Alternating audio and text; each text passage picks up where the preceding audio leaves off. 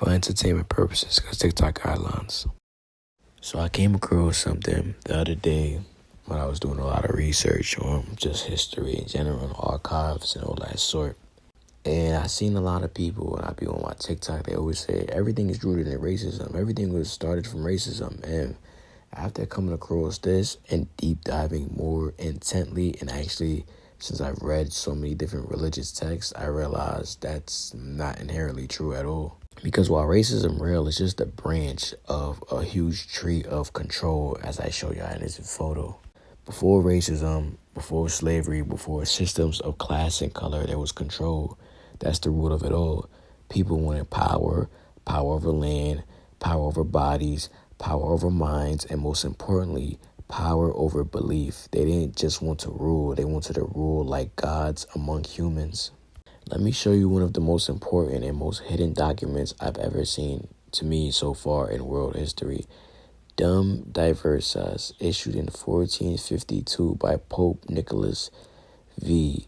This was just not a church letter, it was a spiritual license for global conquest. In the name of Jesus Christ, it gave permission to invade, conquer, enslave, and own the lands, wealth, and bodies of anyone who wasn't Christian. Keyword: perpetual servitude. That means slavery forever, as I'm going to show you here what perpetual means and servitude. Now, before that, yes, slavery existed, but it was mostly about debt, war, capture, labor, chattel slavery. If you owed a debt, like I said, it wasn't about who you were by race or by faith. Dum Diversas changed that. It turned non-Christians into a target class. Pagans, indigenous, African spiritualists, Muslims, anyone not baptized became fair game. And honestly, at that time, I'm not sure if it was orchestrated by another merit of going after race, but who were most of those people? It were black and brown people. As we say today, the majority of the world that didn't practice Christianity were black and brown people and deeply spiritual in their own ways. But that's why I say race didn't come first, though, because religion-based control did, and control itself did.